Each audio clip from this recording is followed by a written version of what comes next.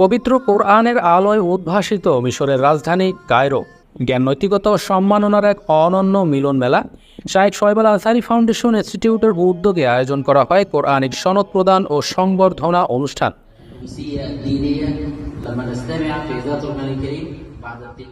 অনুষ্ঠানের মূল আকর্ষণ ছিলেন লন্ডন প্রবাসী আন্তর্জাতিক কারি শায়েখ আহমদ হাসানের একমাত্র পুত্র আন্তর্জাতিক হাফেজ জাকারিয়া হাসান। কোরআনিক সায়েন্সের এই উদীয়মান শিক্ষার্থীকে দুটি প্রসিদ্ধ রেওয়াত ইমাম শুবা এবং ইমাম হাফস রহমতুল্লাহ আলাইহি অনুসারে ইজাজাহ অর্থাৎ সনদ প্রদান করা হয়।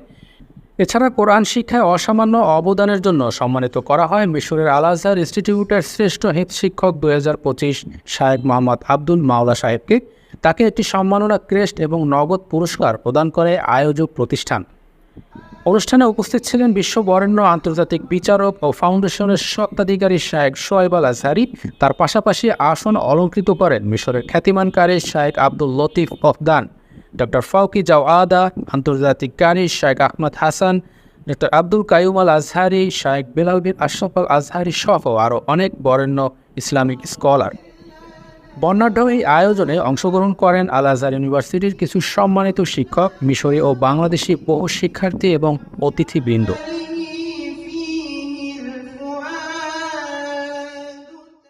অনুষ্ঠান শেষে অতিথিদের জন্য আয়োজন করা হয় নৈশভোজের।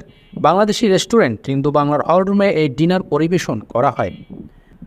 শাইখ শোয়েব আল আজহারি ফাউন্ডেশন দীর্ঘদিন ধরে বাংলাদেশ সহ বিশ্বের বিভিন্ন দেশে কোরআন শিক্ষাকে কেন্দ্র করে নানামুখী কার্যক্রম পরিচালনা করছেন।